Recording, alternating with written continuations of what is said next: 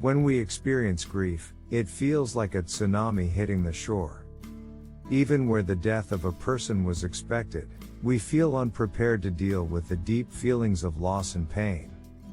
People may experience all kinds of difficult and unexpected emotions, from shock or anger to disbelief, guilt, and profound sadness. The pain of grief can also disrupt your physical health, making it difficult to sleep, eat, or even think straight. These are normal reactions to loss, and the more significant the loss, or ambivalent the relationship, the more intense your grief will be. Dr. Elizabeth Kubler-Ross described, in 1969, the 5 stages of loss in her book, On Death and Dying. This book introduced the idea of stages of grief, and was originally written about stages of dying for the terminally ill. These stages of grief help to understand the emotional journey for everyone who is dealing with bereavement. The stages are denial, anger, depression, bargaining, acceptance. Denial. When you're in denial about the loss, you subconsciously deny the loss because it's overwhelming. Right after a loss, it can be hard to accept what happened. You may feel numb, have trouble believing that the loss really happened, or even deny the truth. If someone you love has died, you may keep expecting them to show up, even though you know they're gone. Anger. You may experience being angry with the person who left you, or you may feel angry with yourself. You might find yourself shouting at people, or showing irritation at everything from minor inconveniences to significant letdowns. This stage can happen at any time, even after you go through a period of acceptance. Anger can energize you to move forward from the loss, but can also make you feel completely out of control of your emotions. For some people, that can be very frightening. Trying to contain that anger can complicate your grief reaction and make it difficult to move forward through the process. Bargaining. Bargaining is really a stage that was described in relation to people who were terminally ill. For example, I will stop smoking if you let me live, I will be a better father or mother if I can just get another chance and live. However, bargaining also happens within grief in many situations. For example, where a relative is ill or terminally ill, it is common to bargain with a higher force. For example, I will work harder and look after the family better if you let my wife live. People often promise God they'll live a better life if the tragedy is undone. A child may promise to pick up their toys and stop arguing with their siblings if their parents will get back together.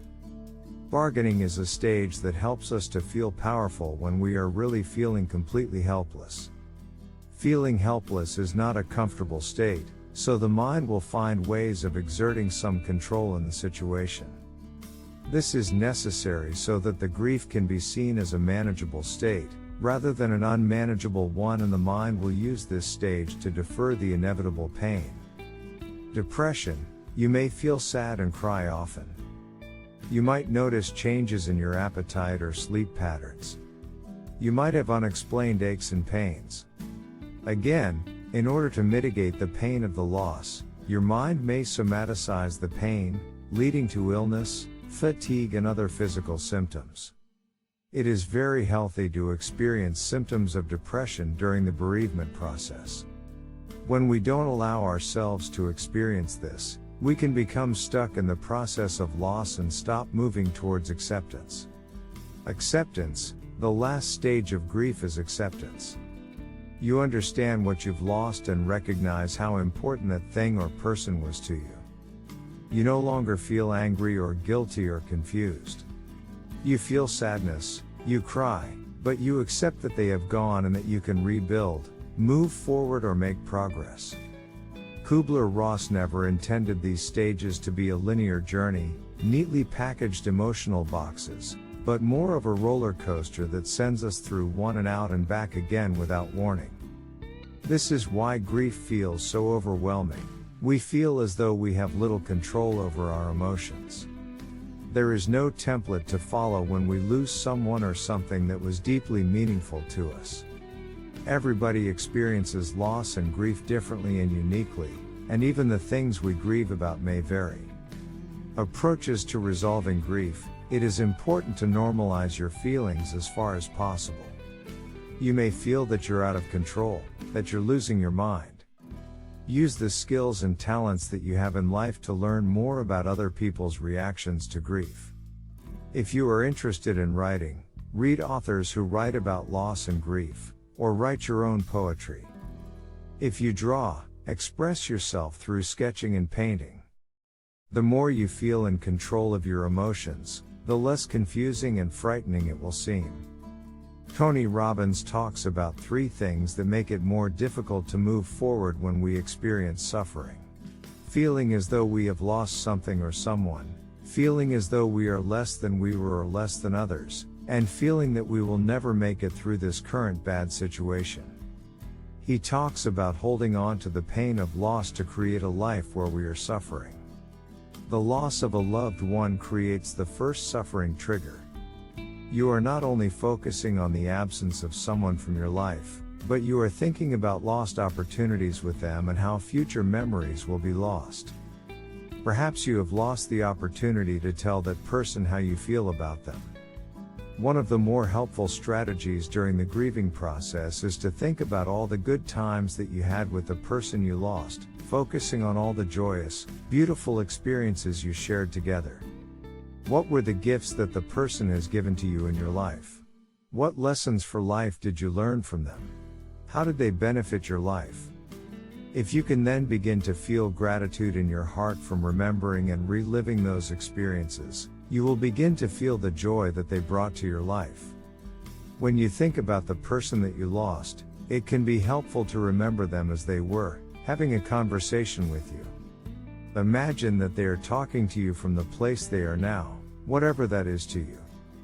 It is likely that they would tell you things like they don't want you to suffer, remember the good times, to go about our lives and to be happy and to celebrate the love that was shared between you. As human beings, we are programmed to avoid pain and painful emotions.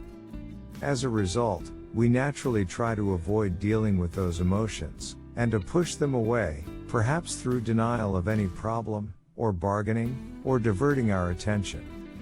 One of the things that we can do is counterintuitive, and that is to be aware of when those painful emotions arise in your body, and what that feels like in your body. Rather than trying to suppress it, embrace the anxiety, the sadness, or whatever you are experiencing. Welcome that emotion and silently send love to that. Thank the emotion for showing up and reminding you about the person, and use this as a trigger to have a conversation with your lost person. The grieving process takes time. There is no quick or easy way out of the pain and suffering that we endure as a result of losing someone. However, it is important to acknowledge these feelings as they move through us rather than avoiding or suppressing them.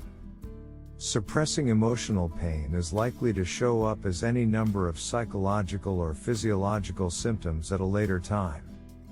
Grief is normal, it is a healthy part of life. Death is part of our reality, and through the pain, gives us an opportunity to reflect on what is important in our lives, how we can grow, what changes we can make for ourselves. Celebrating the life of the person who has died and embracing the lessons that you learned from them and from their passing, can sustain you and enrich your life. That is their gift to you. That is their legacy to the world. A short prayer that you can say anywhere, anytime. Thank you, I miss you. I love you, I remember you. We hope that this video helps if you're experiencing loss or grief right now. Remember the love that you have with the person you lost and those who love you right now.